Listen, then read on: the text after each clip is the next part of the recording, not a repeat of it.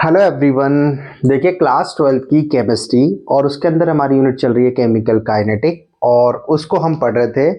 और उसके अंदर हमारी पिछली दो या तीन क्लास हो चुकी है जिसमें हमने रेट ऑफ रिएक्शन के बारे में जान लिया है, type of rate of reactions के बारे में जान लिया है और भी चीज़ें जो थी वो सारी जान ली। आज की जो क्लास हमारी होगी उसके अंदर हम देखेंगे कि जो रेट ऑफ रिएक्शन हमने पढ़ा था वो किस किस फैक्टर पे डिपेंड करता है, मतलब अभिक्रिया का जो वेग है किन किन कारकों पर निर्भर करता है। तो चलो क्लास चालू करते हैं।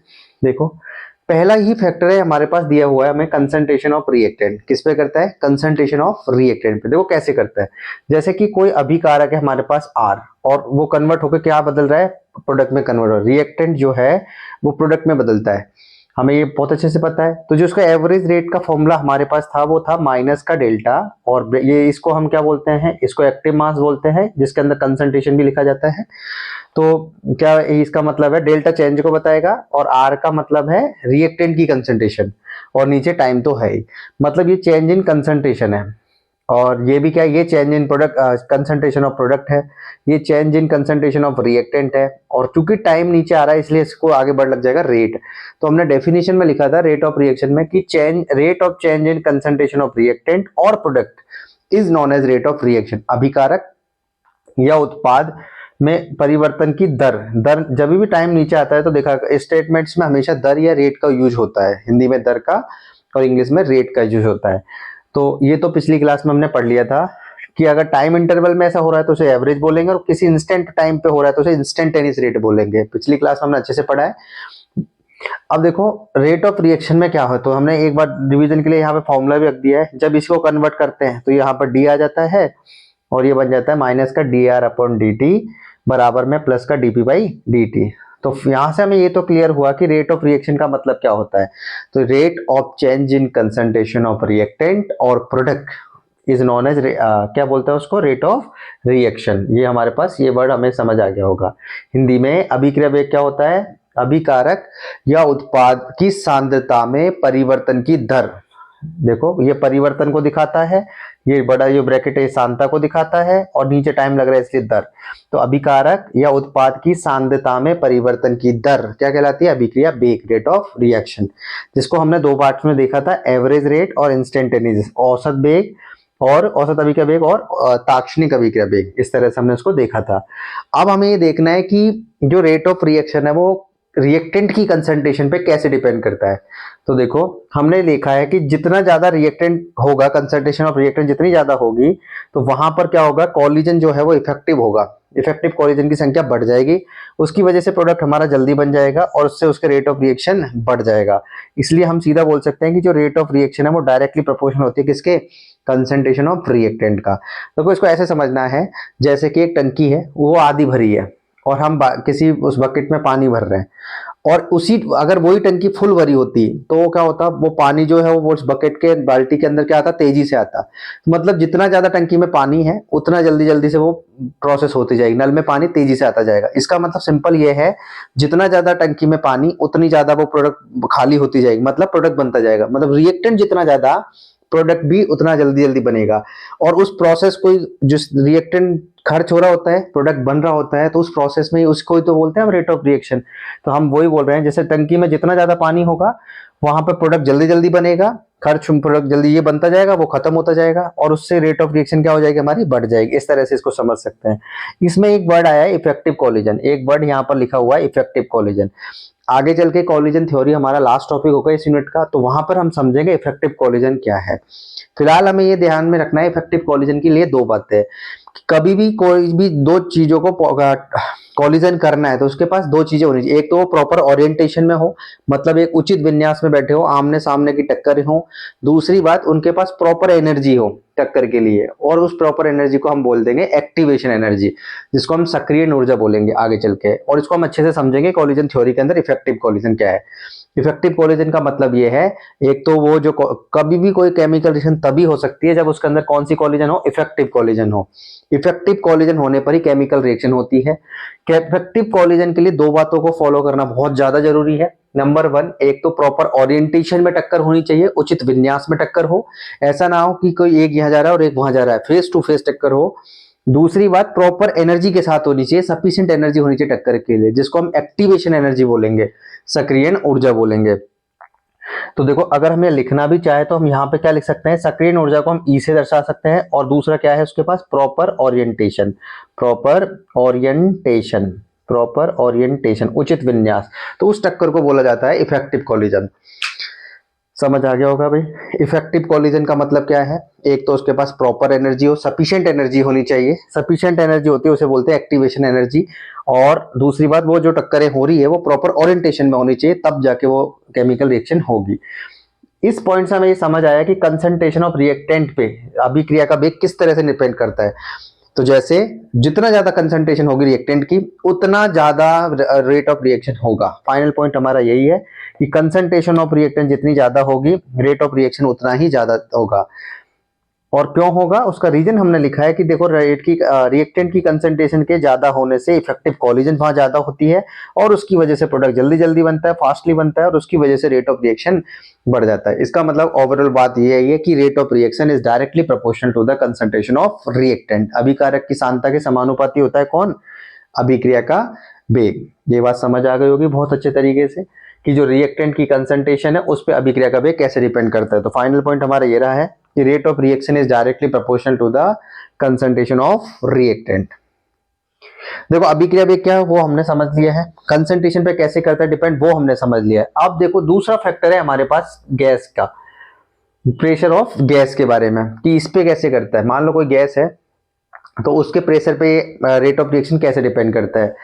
हम सबको ये पता है कि पार्शियल प्रेशर और टोटल प्रेशर में कुछ डिफरेंस होता है। पार्शियल प्रेशर का मतलब है जैसे बहुत सारी गैसों में से किसी एक गैस ने उस पर कितना प्रेशर लगाया, जैसे हाइड्रोजन है, नाइट्रोजन है, ऑक्सीजन है ना, जैसे कि एयर है, तो एयर में से कोई गैस पकड़ ली हमने, जैसे कि मान लो कि हमने कुछ भी एक गैस पकड़ा और उसने कितना प्रेशर लगाया, इंडिविजुअल गैस ने जो प्रेशर लगाया होता है उसे हम बोलते हैं पार्शियल प्रेशर, और सारी गैसों ने मिलकर जो प्रेशर लगाया होता है उसे बोलते हैं हम टोटल प्रेशर। तो देखो जैसे कि हमारे पास कोई कंटेनर है और उसके अंदर गैस के मॉलिक्यूल्स हमारे पास दिए हुए हैं ये सारे, और हमने यहाँ लगा दिया है पिस्टन, इसका नाम क्या है, पिस्टन। अब हमने क्या किया है, इस केस से इस केस में आने के बाद हमने प्रेशर को क्या कर दिया है, बढ़ा दिया है, मतलब इसको पिस्टन को दबा दिया नीचे की तरफ। उससे होगा ये कि जितने भी ये गैस के मॉलिक्यूल्स है उनके बीच में वो पास पास आएंगे और उनके बीच में क्या हो जाएगी, कॉलिजन्स हो जाएगी। प्रेशर को बढ़ाने से उनके बीच में कौन सी कॉलिजन हो जाएगी, इफेक्टिव कॉलिजन। इफेक्टिव कॉलिजन का हिंदी नाम होता है प्रभावी टक्कर। प्रभावी जो टक्कर है वो बढ़ जाएगी। गैस का जैसे ही प्रेशर हम बढ़ाएंगे तो उससे क्या होगा, जो कॉलिजन इफेक्टिव कॉलिजन है वो बढ़ जाएगा। इफेक्टिव कॉलिजन क्या होता है, मैंने बोला अभी कि उसके पास एक सफिशिएंट एनर्जी होती है जिसको हम एक्टिवेशन एनर्जी बोलते हैं। दूसरा वो जो टक्करें होती है प्रॉपर ओरिएंटेशन में होती है तो उसे हम बोलते हैं इफेक्टिव कॉलिजन। इस तरह से तो प्रेशर बढ़ाने से इफेक्टिव कॉलिजन बढ़ जाएगा, उसकी वजह से प्रोडक्ट जल्दी बनेगा और इसलिए उसका रेट ऑफ रिएक्शन बढ़ जाएगा। तो ओवरऑल पॉइंट हमारा यही है कि जो रेट ऑफ रिएक्शन है वो इज डायरेक्टली प्रोपोर्शनल है किसके, प्रेशर ऑफ गैस के, गैस के प्रेशर के डायरेक्ट ये डायरेक्टली प्रोपोर्शनल है। मतलब हम बोले गैस का जो दाब है होगा वो किसके समानुपाती होगा, अभिक्रिया वेग के। तो देखो दो फैक्टर हमारे हो गए, एक तो कंसंट्रेशन ऑफ रिएक्टेंट जो कि उसमें भी प्रोपोर्शनल है, और दूसरा है प्रेशर ऑफ गैस, उसमें भी अभिक्रिया वेग उसके प्रोपोर्शनल है। थर्ड हम पढ़ते हैं टेम्परेचर, तीसरा ऑब्जेक्ट हम पढ़ते हैं टेम्परेचर। देखो कभी भी किसी का भी टेम्परेचर बढ़ाया जाएगा तो उसके अंदर जितने भी मॉलिक्यूल्स होंगे उनकी काइनेटिक एनर्जी बढ़ जाएगी, मतलब उनकी स्पीड बढ़ जाएगी। और अगर उनकी स्पीड बढ़ने से क्या हुआ, तो स्पीड बढ़ गई अगर, तो देखो वहां पर क्या हुआ, स्पीड बढ़ने से उनकी काइनेटिक एनर्जी बढ़ गई है, और अगर काइनेटिक एनर्जी बढ़ गई है तो वहां पे जो टक्करें होंगी, कॉलिजन होगी वो बढ़ जाएगी, मतलब इफेक्टिव कॉलिजन बढ़ जाएगी। कोई भी केमिकल रिएक्शन तभी हो सकती है जब उसके अंदर कॉलिजन नहीं, इफेक्टिव कॉलिजन होनी चाहिए। इफेक्टिव कॉलिजन अलग चीज है, कॉलिजन आगे चल के हम पढ़ेंगे जिसका मतलब होगा इफेक्टिव कॉलिजन और इनइफेक्टिव कॉलिजन। तो फिलहाल हम इफेक्टिव कॉलिजन की बात कर रहे हैं। इफेक्टिव कॉलिजन का मतलब होता है उसके पास एक तो एक्टिवेशन एनर्जी हो जो टक्कर के लिए जरूरी होती है, दूसरी वो टक्करें प्रॉपर ओरिएंटेशन में होनी चाहिए, उचित विन्यास में होनी चाहिए। दो कंडीशंस को फॉलो करता है। आगे चल के कॉलिजन थ्योरी हम पढ़ेंगे। तो जैसे ही टेम्परेचर हमने बढ़ाया तो उससे काइनेटिक एनर्जी जो होती रिएक्टिंग मॉलिक्यूल्स की वो बढ़ गई, क्योंकि उनकी स्पीड बढ़ गई और उसकी वजह से उनकी इफेक्टिव कॉलिजन बढ़ गई। इससे उसका प्रोडक्ट फास्ट जल्दी जल्दी बनेगा और रिएक्शन जो है वो तेज हो जाएगी। इसका मतलब हम बोल सकते हैं कि जो रेट ऑफ रिएक्शन है वो डायरेक्टली प्रोपोर्शनल है किसके, टेम्परेचर के। और अगर इनका ग्राफ बना दिया जाए, और प्रोपोर्शनल का ग्राफ तो हमें पता है कैसा आता है, एक स्ट्रेट लाइन का दिखाता है, तो इस तरह से उसका ग्राफ भी बना सकते हैं रेट ऑफ रिएक्शन और टेम्परेचर का। प्रैक्टिकली ये देखा गया है कि अगर किसी के टेम्परेचर में 10 डिग्री सेंटीग्रेड बढ़ा दिया जाता है तो जो उसका रेट ऑफ रिएक्शन है वो डबल हो जाता है। कितना हो जाता है? जैसे मान लो किसी का जो टेम्परेचर था वो 20 डिग्री था, उसको हमने बढ़ा के 30 कर दिया, तो यहां पर अगर रेट ऑफ रिएक्शन अगर मान लो 10 है, तो ये जो दूसरा इस पे जो रेट ऑफ रिएक्शन होगा वो इसका 2 गुना हो जाएगा। अगर हम 10 डिग्री सेंटीग्रेड बढ़ाएं तो इसका जो रेट ऑफ रिएक्शन हो कितना हो जाएगा? 2। इस तरह से ये पॉइंट इसके बारे में लिखा हुआ है, ये प्रैक्टिकल है और एनसीईआरटी का डेटा है। किसी भी रेक्टेंगल का टेम्परेचर हम कितना बढ़ा दें, 10 डिग्री सेंटीग्रेड बढ़ा दें, तो रेट ऑफ रिएक्शन कितना हो जाता है? डबल। ये इस तरह से डिपेंड करता है। तो देखो तीसरा इफेक्ट भी हमारा हो चुका है, जिसका मतलब है टेम्परेचर। टेम्परेचर बढ़ाने से रिएक्टिंग मॉलिक्यूल की स्पीड बढ़ती है, उससे उसकी काइनेटिक एनर्जी बढ़ जाती है। और अगर काइनेटिक एनर्जी बढ़ गई है तो उसके अंदर इफेक्टिव कोलिजन बढ़ जाएगा। इफेक्टिव कोलिजन बढ़ गया तो प्रोडक्ट जल्दी बनेगा, इसका मतलब रिएक्शन फास्ट हो जाएगी। इसका मतलब ओवरऑल ये आया कि जो रेट ऑफ रिएक्शन है वो भी टेम्परेचर के डायरेक्टली प्रोपोर्शनल होती है। प्रैक्टिकली डेटा ये कहता है कि अगर किसी के टेम्परेचर में 10 डिग्री सेंटीग्रेड बढ़ा दिया जाए तो उसका जो रेट ऑफ रिएक्शन है वो डबल हो जाता है। देखो एक बार तीनों इफेक्ट देखेंगे और काम के भी हैं कि जो अभिकारकों की सांद्रता है वो डायरेक्टली प्रोपोर्शनल है, गैस की जो प्रेशर ऑफ गैस है वो भी डायरेक्टली प्रोपोर्शनल है, टेम्परेचर है वो भी डायरेक्टली प्रोपोर्शनल है। अब फोर्थ इफेक्ट हमारा आता है इफेक्ट ऑफ कैटलिस्ट। देखो इफेक्ट ऑफ कैटलिस्ट का क्या मतलब है? कैटलिस्ट का मतलब होता है, कैटलिस्ट का मतलब ही यही है कि वो अभिक्रिया में ना तो भाग लेता है, बस उसकी स्पीड को बढ़ा देता है। आगे चल के हम इसको भी इफेक्ट को पूरी तरह से प्रॉपर तरीके से पढ़ेंगे जब कोलिजन थ्योरी हम पढ़ रहे होंगे ग्राफ की मदद से। लेकिन अभी हम जानना है नॉर्मली कैटलिस्ट का मतलब होता है जो रिएक्शन में पार्टिसिपेट नहीं करता है बट उसकी स्पीड को बढ़ा देता है वहां पर।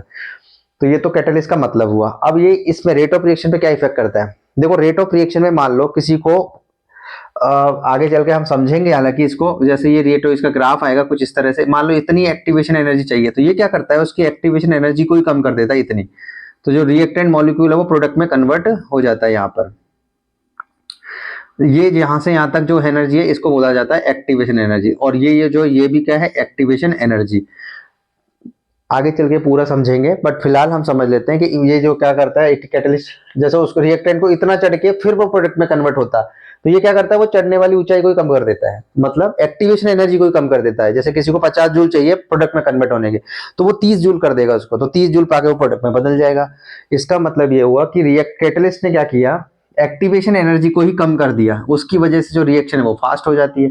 इसलिए कैटलिस्ट में भी ये देखो डायरेक्टली प्रोपोर्शनल हो गया है। रेट ऑफ रिएक्शन जो है वो कैटलिस्ट के भी कैसे हो गया है? Directly proportional. क्यों? क्योंकि उसने एक्टिवेशन एनर्जी को कम कर दिया। एग्जांपल के तौर पे हम समझ सकते हैं, जैसे किसी को 50 जूल चाहिए प्रोडक्ट में बदलने के लिए, तो कैटलिस्ट आता है और वो क्या करता है? उसके एनर्जी को ही कम कर देता है। मान लो 30 जूल हो गई, तो उससे क्या प्रोडक्ट जल्दी बन जाएगा, और प्रोडक्ट जल्दी बन गया इसका मतलब रेट ऑफ रिएक्शन वहां पर बढ़ चुकी है।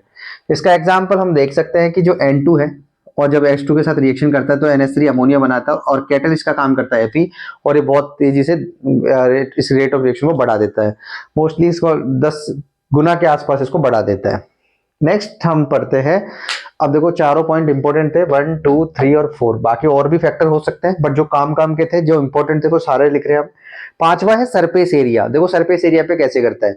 जैसे कि एक चौक है जो कि टुकड़ा है वो पूरा, जैसे हम चौक जानते ही हैं, हम चौक का जो सरफेस चौक तो इस तरह से टुकड़ा होता है, इस तरह से ये चौक है मान लो, और अगर इसका बुरादा कर दिया जाए तो टुकड़ा बन जाएगा इस तरह से। चौक का पाउडर ले लिया जाए तो देखो यहाँ पर सरफेस एरिया और यहाँ पर सरफेस एरिया, जब इससे इसमें आता है तो सरफेस एरिया क्या हो जाता है? बढ़ जाता है। और अगर सरफेस एरिया बढ़ जाएगा तो जो अदर रिएक्टिंग पार्टिकल होंगे, जैसे मान लो एक अभिकारक है A, दूसरा अभिकारक है B, तो जो B अभिकारक है वो इसका सरफेस एरिया बढ़ने से क्या होगा? इसके सारी जगह अटैक करेगा, मतलब दूसरा जो आने वाला अभिकारक है वो इधर से भी इधर से भी इधर से भी इधर से भी इधर से भी इधर से भी इधर से भी अटैक करेगा, और उसकी वजह से प्रोडक्ट में जल्दी कन्वर्ट होगा। तो सरफेस एरिया पे कैसे डिपेंड किया कि अगर सरफेस एरिया बढ़ता है तो उसकी रेट ऑफ रिएक्शन भी बढ़ जाती है, क्योंकि वहां भी इफेक्टिव कोलिजन फिर ज्यादा हो जाएगी। सरफेस एरिया मतलब दिमाग में रख सकते हो कि जैसे वो चौक है और चौक का पाउडर कर दिया जाए, तो चौक का पाउडर का सरफेस एरिया ज्यादा होगा, उसकी वजह से इफेक्टिव कोलिजन ज्यादा हो जाएगी और रेट ऑफ रिएक्शन बढ़ जाएगी। इसका मतलब यहाँ पे भी कैसा हुआ? Directly proportional. अगला है हमारे पास, और इसमें है नेचर ऑफ रिएक्टेंट, अभिकारकों की प्रकृति। देखो दो टाइप का हमें पढ़ना है, आयनिक रिएक्शन है कि कोवलेंट रिएक्शन है। आयनिक रिएक्शन है तो उसकी जो रेट ऑफ रिएक्शन है वो फास्ट होती है, वो जल्दी से होती है, और अगर कोवलेंट रिएक्शन है तो वो जो है वो कैसी होती है? स्लो होती है। और इसके अंदर हमने एक एक एग्जांपल लिखे हैं। देखो यहाँ पर आयनिक का मतलब है जो ये देखो Ag plus NO3 minus NaCl convert AgCl plus Na3, इस टाइप की जो रिएक्शन है उसे कैसे बोलती है, वो कैसे होती है फास्ट। और जो कोवलेंट रिएक्शन है जिसमें C plus O2 convert to the CO, वो कैसे होती है स्लो। तो ओवरऑल ये पूरा हमने पढ़ लिया है कि फैक्टर कैसे कैसे इफेक्ट करेंगे रेट ऑफ रिएक्शंस को। तो बताओ कैसे कैसे करेंगे। देखो reactant rate of reaction is directly proportional to the concentration of the reactant. अभिकारकों की सांद्रता के समानुपाती, गैस के प्रेशर जो होगा उसके समानुपाती होती है, टेम्परेचर के समानुपाती होती है, डायरेक्टली प्रोपोर्शनल। कैटलिस्ट के भी डायरेक्टली प्रोपोर्शनल है, सरफेस एरिया के भी डायरेक्टली प्रोपोर्शनल है। अगर आयनिक रिएक्शन है तो फास्ट होगी और कोवलेंट रिएक्शन है तो स्लो होगी। इस तरह से हमने rate of reaction, factor affective of the rate of reaction, type of rate of reaction वो सब कंप्लीट कर लिया है। अब अगली क्लास में हम रेट एक्सप्रेशन पे काम करेंगे, एक बार नोट करो।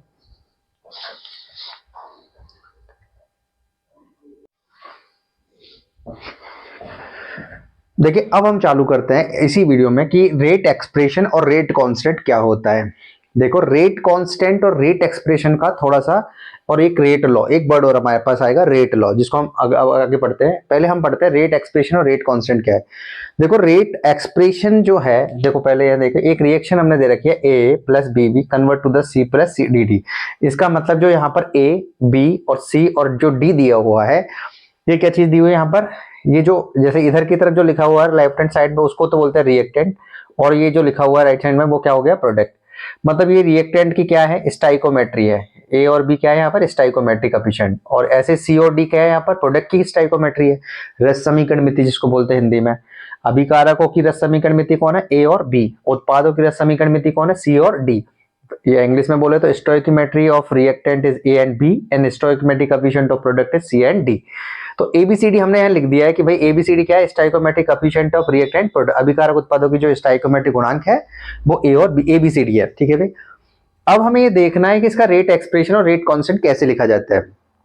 तो देखो रेट एक्सप्रेशन अगर हमें लिखना है इस अभिक्रिया के लिए तो देखो क्या होता है रेट का मतलब, अच्छा रेट हम पहले ही समझ चुके हैं क्या होता है रेट, रेट के बारे में हम पूरा अच्छे से समझ चुके हैं पिछले वीडियोस में, तो वहां पे जाके देख लें उसको। तो रेट का मतलब होता है जो कंसंट्रेशन ऑफ रिएक्टेंट है और कंसंट्रेशन ऑफ रिएक्टेंट है। देखो यहाँ पर रिएक्टेंट के दो पार्ट है, एक तो है ए और दूसरा हमारे पास बी।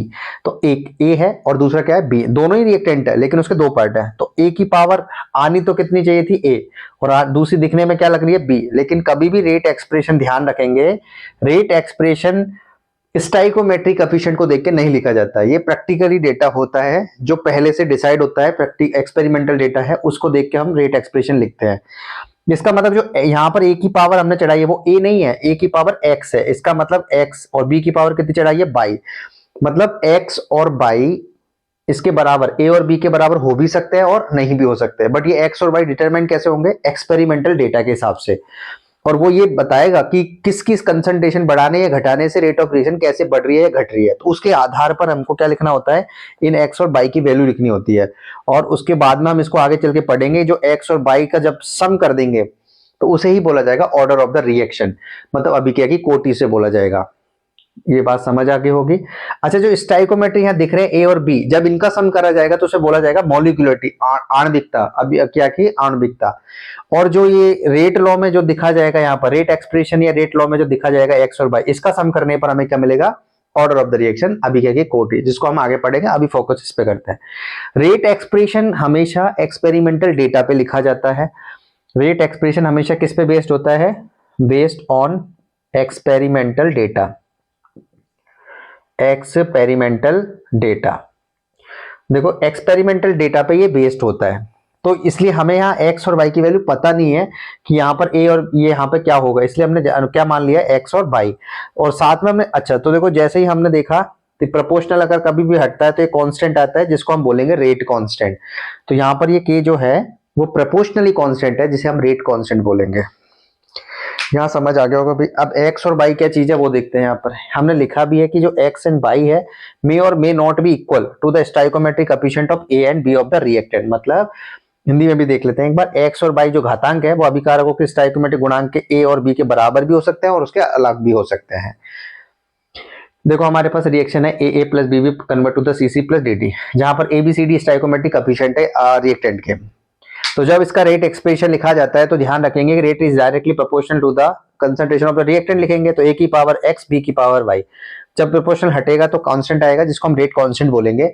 और यहाँ पर जो x और y है वो एक्सपेरिमेंटली डिसाइड होता है, यहाँ पर इसको रिएक्शन को देखे कभी भी नहीं ले सकते रेट एक्सप्रेशन में। तो इसलिए x और y की कभी कभी ये x और y की जो वैल्यू वो a और b के बराबर भी हो सकती है और उससे हमेशा अलग भी हो सकती है, इसलिए हमें पहले से नहीं पता होता है। अब हम आगे चलते हैं। देखो रेट को हमने क्या लिख दिया, k इंटू ए की पावर x इंटू बी की पावर y। तो ये पूरी तरह से हमें समझ आ गया। अच्छा देखो यहाँ पर हमने रेट के बारे में एक बार और लिखा है कि रिएक्टेंट कन्वर्ट हो रहा है प्रोडक्ट में, तो उसका जो रेट लिखा जाएगा इंस्टेंटेनियस रेट वो लिखा जाता है माइनस का dr अपॉन dt, जहां पर r क्या चीज है, कंसंट्रेशन ऑफ द रिएक्टेंट। तो ये हम पिछली क्लासों में पढ़ चुके हैं। तो हमने r की जगह रेट की जगह क्या लिख दिया, माइनस का dr अपॉन dt लिख दिया है। बराबर में क्या चल रहा है, k इंटू ए की पावर x b की पावर y।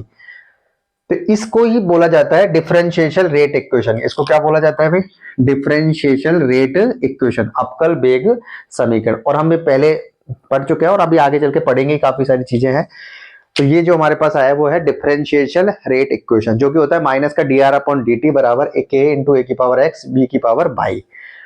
x और y एक्सपेरिमेंटली डिसाइड होता है, रिएक्शन को देख के नहीं लिखा जा सकता है, जिसकी वैल्यू a और b के बराबर या उससे अलग भी हो सकती है। यहाँ की हम बता चुके हैं कि k क्या चीज होती है, प्रोपोर्शनली कांस्टेंट होता है जिसको हम रेट कांस्टेंट बोलेंगे। समानुपाती नियतांक है जिसको वेग स्थिरांक बोला जाएगा आगे चल के। क्या बोला जाएगा, वेग स्थिरांक, रेट कांस्टेंट। अब हमसे पूछा जाएगा कि रेट कांस्टेंट को डिफाइन करो, रेट वेग स्थिरांक को परिभाषित करो। तो हमें पता है कि जो वेग स्थिरांक है, अभिक्रिया का वेग जो है वो होता है k इंटू ए की पावर x b की पावर y। अगर हम a की कंसंट्रेशन और b की कंसंट्रेशन को 1 मान ले, कितना मान ले, 1 को हम बोलते हैं यूनिट मान ले, इकाई मान ले। तो देखो जैसे ये 1 होगा, ये 1 होगा, तो जो रेट है वो किसके बराबर आ जाएगा, k के बराबर। और ये इसकी डेफिनेशन हो जाएगी कैसे, if the concentration of the reactant a and b is 1 then rate constant is equal to the rate of reaction. Hindi में यदि अभिकारकों की सांद्रता कितनी हो, इकाई हो, तो अभिक्रिया का वेग ही क्या कहलाता है, वेग स्थिरांक कहलाता है, क्योंकि उस केस में जो k है वो वेग के बराबर हो जाएगा। हमने इसको लिखा भी है, रेट कांस्टेंट की डिफाइन भी किया है कि rate constant defined as rate of reaction. मतलब जो रेट कांस्टेंट है वो रेट ऑफ रिएक्शन के बराबर होगा कब, when molar concentration of each reactant is unit. हमने इसे लिखा है क्योंकि इनकी मोलर कंसंट्रेशन जो अगर 1 हो जाए तो जो रेट ऑफ रिएक्शन है वही रेट कांस्टेंट के इक्वल होगा। वेग स्थिरांक वह अभिक्रिया वेग है, देखो जब प्रत्येक अभिकारकों की सांद्रता मोलर सांद्रता कितनी हो जाए, इकाई हो जाए, उसे हम बोलते हैं वेग स्थिरांक। तो इस तरह से हमने इसमें रेट एक्सप्रेशन और रेट कांस्टेंट समझा। दोबारा से देख लेते हैं एक बार क्या चीज हुआ है। हमें रिएक्शन दी गई थी जिसमें एबीसीडी स्टोइकोमेट्रिक कोएफिशिएंट रिएक्टेंट और प्रोडक्ट के। रेट एक्सप्रेशन हमेशा एक्सपेरिमेंटल डेटा पे लिखा जाता है, इसलिए यहाँ पर a की पावर x और b की पावर y है। मतलब x और y जो है वो एक्सपेरिमेंटली डिसाइडेड है, रिएक्शन को देख के नहीं ले सकते। x और y की वैल्यू a और b के बराबर भी हो सकती है और अलग भी हो सकती है। आगे चल के हमने लिखा है इसको, रेट को रेट की जगह हमने लिख दिया माइनस का dr बाई dt। रीजन बताया वो कैसे आया है पिछले फॉर्मूले से। तो इसी को बोला जाता है डिफरेंशियल रेट इक्वेशन। कि यहाँ पर प्रोपोर्शनली कांस्टेंट है जिसको रेट कांस्टेंट कहते हैं। डिफाइन करना हो रेट कांस्टेंट तो हम जो अभिकारक है या रिएक्टेंट की मोलर कंसंट्रेशन उसको 1 मान लेंगे, तो जो रेट ऑफ रिएक्शन है वही रेट कांस्टेंट के इक्वल हो जाएगा। यहाँ पे हमने उसकी डेफिनेशन लिख दी है, नोट करो, फिर हम आगे बढ़ते हैं।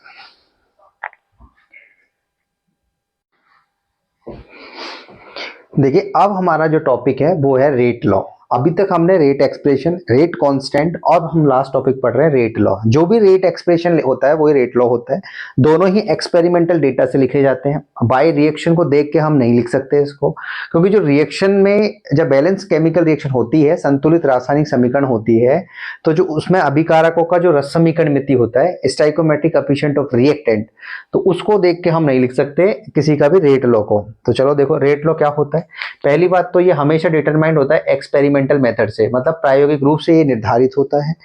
दूसरी बात, इसकी जो प्रॉपर डेफिनेशन है जो कि एनसीईआरटी में दी है वो हमें याद होनी चाहिए। तो इसमें क्या क्या याद हमें रखना था, देखो मैंने अभी अभी बताया कि जो आर है वो डायरेक्टली प्रोपोर्शनल था ए की पावर एक्स और बी की पावर वाई के, जहां पर एक्स और वाई हमारे पास ए और बी के बराबर हो भी सकते थे और नहीं भी हो सकते थे। तो बस वो जो एक्स और वाई है वो रेज्ड की गई है पावर, किसके ऊपर पावर रेज की गई है, रिएक्टेंट के ऊपर। देखो अभी अगर हम इसको देखे थे थोड़ी देर पहले तो वो ये था हमारे पास कि जो आर है वो डायरेक्टली प्रोपोर्शनल था ए की पावर एक्स और बी की पावर वाई, इस तरह से। तो जो अभिकारक है हमारे पास, रिएक्टेंट जो है उनकी पावर को कुछ रेज किया गया था जिसको हम एक्स एंड वाई बोल देते हैं। ये एक्स और वाई जो है वो जो रिएक्टेंट था हमारे पास उसके स्टाइकोमेट्रिक इक्वल भी हो सकते हैं और नहीं भी हो सकते। तो उसको स्टेटमेंट में लिखा गया है यहाँ पर कि rate law is the expression in which reaction rate, मतलब आर की बात कर रहा है, is given in terms of the molar concentration of the reactant. Molar concentration मतलब ए और बी की molar concentration with each term raise to some powers. देखो यहाँ पर ए की पावर में भी कुछ पावर लगाया गया है, बी में भी कुछ पावर लगाई गई है, each term raise to some power. और ये जो पावर है मे और मे नॉट बी सेम और same as stoichiometric coefficient of the reacting species in balance chemical reaction. मतलब जो केमिकल रिएक्शन जो कि बैलेंस्ड है उसमें जो भी स्टाइकोमेट्रिक कोएफिशिएंट होगा उसके बराबर ये पावर हो भी सकती है और नहीं भी हो सकती है। दोबारा से देख लेते हैं एक बार इंग्लिश में। Rate law is the expression in which reaction rate is given in terms of the molar concentration of the reactant with each term raised to some powers, or these powers may or may not be same as the stoichiometric coefficient of reacting species in balanced chemical reaction। तो यहाँ पर जो reaction rate है is given in terms of the molar concentration of the reactant, and reactant की जो power है कुछ raise की जाती है और वो पावर सेम और डज नॉट सेम हो सकती है। तो इस तरह से हमने रिएक्शन रेट के रेट लॉ के बारे में पूरा पढ़ा। हिंदी में भी बिल्कुल साफ साफ लिखा है कि जो वेग नियम होता है ये वो व्यंजक होता है जिसमें किसी अभिक्रिया के जो वेग को, मतलब आर जो होता है, को अभिकारकों की मोलर सांद्रता के पद पर कोई घातांक लगाकर व्यक्त करते हैं। और ये जो घातांक है, यह घातांक जो है किसी संतुलित रासायनिक समीकरण में अभिकारकों के रस समीकरण मिति गुणांक के समान अथवा भिन्न हो सकते हैं। मतलब जैसे कि हमने पिछले ही अभी थोड़ी देर पहले देखा कि जो x और y है वो स्मॉल a स्मॉल b के बराबर भी हो सकते हैं और नहीं भी हो सकते हैं। तो याद रखेंगे रेट लॉ जो होता है उसमें रेट लॉ के अंदर जो रिएक्शन रेट है उसमें क्या करते हैं हम अभिकारक जो भी हैं उनकी सांद्रता के ऊपर कोई घात लगाते हैं और वो जो घात है वो संतुलित रासायनिक समीकरण जो है, संतुलित रासायनिक समीकरण में जो रस समीकरण मिति है उसके बराबर हो भी सकता है और नहीं भी हो सकता है। इन इंग्लिश में अगर हम देखें तो जो रिएक्शन रेट लॉ के अंदर जो रिएक्शन रेट लिखेंगे हम उसको हम कैसे लिखेंगे, रिएक्टेंट की जो कंसंट्रेशन है उसके ऊपर कुछ पावर लगा देंगे और वो पावर जो है बैलेंस केमिकल रिएक्शन में जो रिएक्टेंट की जो स्टाइकोमेट्रिक कोएफिशिएंट है उसके बराबर या बराबर नहीं भी हो सकते हैं, उसे बोला जाता है रेट लॉ। तो रेट लॉ में फाइनल बात हमें समझ आ चुकी है कि रेट लॉ पहली बात तो एक्सपेरिमेंटल डेटा के इक्वल होता है। दूसरी बात रेट लॉ में जो रिएक्शन रेट है वो अभी का कंसंट्रेशन ऑफ रिएक्टेंट के ऊपर कुछ पावर लगा के लिखा जाता है। वो पावर स्टाइकोमेट्रिक जो कोएफिशिएंट है रिएक्शन में उसके बराबर या बराबर नहीं भी हो सकता है। ऐसे हिंदी में तीन बातों को ध्यान रखेंगे। वेग नियम लिखते समय जो अभिक्रिया का वेग होगा वो अभिकारकों की सांद्रता जो भी है उसके ऊपर कुछ घात लगाई जाती है, घातांक लगाए जाते हैं। वो घातांक रस समीकरण मिति जो है उसके बराबर या बराबर नहीं भी हो सकते हैं, तो उसे बोला जाता है वेग नियम। मेरे हिसाब से समझ आ गया होगा वेग नियम या रेट लॉ। रेट लॉ हमेशा प्रैक्टिकल या एक्सपेरिमेंटल डेटा से लिखा जाता है। रेट लॉ के अंदर जो रिएक्शन रेट है वो डायरेक्टली प्रोपोर्शनल होता है कंसंट्रेशन ऑफ द रिएक्टेंट, लेकिन उनके ऊपर लगी होती है कोई पावर। वो पावर जो है स्टोइकोमेट्रिक कोएफिशिएंट के इक्वल और इक्वल नहीं भी हो सकती है। इस तरह से हमने रेट लॉ के बारे में अच्छे तरह से समझ लिया। तो रेट लॉ हम कभी भी अभिक्रिया को देख के नहीं लिख सकते और रेट लॉ में जो पावर लगी होती है वही अभिक्रिया की कोटि भी हो जाती है, मतलब उनको जोड़ देंगे वही अभिक्रिया की कोटि हो जाएगी। ऑर्डर ऑफ द रिएक्शन क्या हो जाएगी, sum of the power of the reactant. आगे चलकर हम पढ़ेंगे इसको। देखो इसी चीज को हम एग्जाम्पल के थ्रू समझते हैं कि ऐसा क्या हुआ, क्योंकि एनसीईआरटी का ही एग्जाम्पल है तो हम इसको अच्छे से समझते हैं। जैसे हमने वहां से डेटा उठाया कि हमारे पास रिएक्शन दे रखी है 2NO + O2 converted to the 2NO2। यहाँ पर NO की ये देखो NO की कंसंट्रेशन है और सारी कंसंट्रेशन मोल बटा लीटर में लिखी गई है। जितनी भी ये कंसंट्रेशन है वो सब किस में लिखी गई है, मोल बटा लीटर में लिखी गई है। तो ये है 0.30, फिर 0.60, फिर 0.30 और अगला क्या है 0.60। O2 की कंसंट्रेशन है 0.30, 0.30, 0.60 और 0.60। तो यहाँ पर NO2 नहीं, यहाँ पर जो रेट ऑफ रिएक्शन आएगा वो कितना है हमारे पास इसका आ रहा है। ये देखो जो भी काम हुआ है ये सब एक्सपेरिमेंटली हुआ है, ये जिसमें रेट ऑफ रिएक्शन मतलब जो NO2 के जो बनने की दर है वो कितनी दे रखी है। पहले केस में दे रखी है 0.096, दूसरे केस में दे रखी है 0.384, जो कि 0.096 का 4 टाइम है। अगले केस में हमें दे रखी है 0.192 जो कि 0.096 का 2 टाइम्स है, और फिर जिसको गुणा करके देख लेंगे कितना गुना है, ये शायद 8 गुना है। तो देखो केस 1 में हमने क्या किया है, इस एग्जांपल में O2 की कंसंट्रेशन को हमने फिक्स कर दिया है। देखो 0.30 इसको फिक्स कर दिया है और बदल किसको रहे हैं 0.30 से 0.60, मतलब NO की कंसंट्रेशन को बदल रहे हैं। 0.30 से कितना कर दिया 0.60, मतलब कितना गुना कर दिया हमने 2 गुना।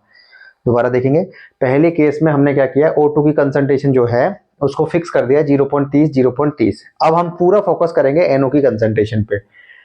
तो इसकी कंसंट्रेशन 0.30 से कितनी हो गई हमारे पास 0.60। तो इसके रेस्पेक्ट में यहाँ देखें तो अगर हम इसके रेस्पेक्ट में अगर हम यहाँ देखें तो इसका जो अभिक्रिया वेग है वो 0.096 से 0.384 हो गया है। मतलब 0.096 का 4 टाइम हो गया है। मतलब 0.096 से 0.384 मतलब कितना हो गया है 4th टाइम। मतलब हमने उसको किया था 2 गुना, तो ये हो गया 4 गुना, मतलब 2 का स्क्वायर।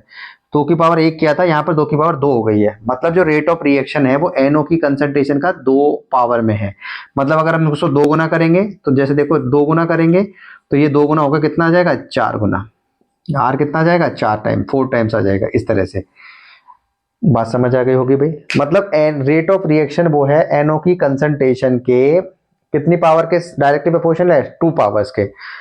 मतलब अगर हम उसको 2 गुना करेंगे तो वो 4 गुना हो जाएगा। अगर हम 4 गुना करेंगे तो रेट ऑफ रिएक्शन 16 गुना हो जाएगा। 8 गुना करेंगे तो 8 का स्क्वायर मतलब 64 गुना हो जाएगा। इस तरह से बदल रहा है क्योंकि इसको डबल करने पर 4 गुना हो जा रहा है।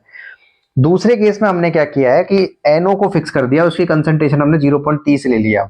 इस वाले केस को देखिए एक बार।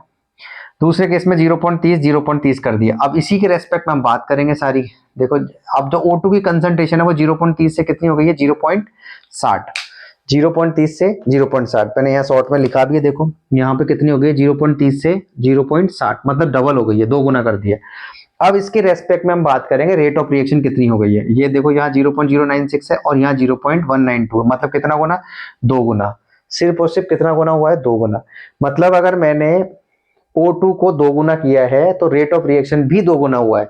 मतलब सेम रेशियो से बढ़ा है। अगर इसको 2 गुना करेंगे तो ये 2 गुना, 4 गुना करेंगे तो 4 गुना। मतलब ये कितनी पावर के डायरेक्टली प्रोपोर्शनल है 1 पावर के, क्योंकि जितना इसमें चेंज कर रहे हैं उतना उसमें चेंज हो रहा है। तो यहाँ पर जो रेट ऑफ रिएक्शन है वो 0.096 से 0.192 हो चुका है। मतलब O2 की कितनी पावर के डायरेक्टली प्रोपोर्शनल है 1। तो हमने देखो सेपरेट सेपरेट देखा कि रेट ऑफ रिएक्शन NO पे कैसे डिपेंड करता है और O2 की कंसंट्रेशन पे कैसे डिपेंड करता है। अब हम दोनों को मिला देते हैं तो R जो है डायरेक्टली प्रोपोर्शनल है NO की कंसंट्रेशन की पावर 2 और O2 की कंसंट्रेशन की पावर 1।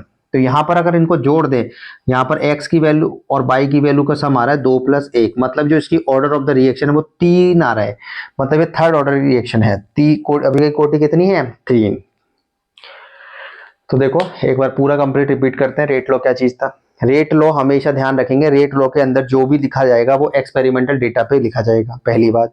दूसरी बात, इसके अंदर जो भी रिएक्शन रेट हो लिखी जाए, सब रेट लॉ के अंदर जो रिएक्शन रेट लिखा जाएगा उसमें ये जो रिएक्शन रेट है वो डायरेक्टली प्रोपोर्शनल है कंसंट्रेशन ऑफ द रिएक्टेंट और उनके ऊपर लगाई जाएगी पावर। वो पावर जो है वो स्टोइकोमेट्रिक कोएफिशिएंट जो है उसके इक्वल और इक्वल नहीं भी हो सकती है।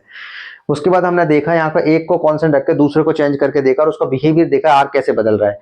तो यहाँ पर चेंज करके देखा तो आर, यहाँ पर हमने देखा कि NO की कंसंट्रेशन के तो 2 गुना के पावर के और इसके 1 पावर के प्रोपोर्शन है। जो रेट लॉ होता है उसमें जो रिएक्टेंट की कंसंट्रेशन की जो भी पावर होती है उसका सम ही उसका ऑर्डर ऑफ द रिएक्शन होता है। अभी क्या की कोटि होती है, तो इसकी कोटि कितनी आ गई हमारे पास 3। इस तरह से हमने आज पूरा कंप्लीट इसको रिपीट कर लिया, खत्म अच्छे तरीके से कर लिया है। रेट लॉ, रेट एक्सप्रेशन और रेट कांस्टेंट। अगर आपको वीडियो अच्छा लगा हो तो लाइक शेयर सब्सक्राइब करते रहे। Thank you.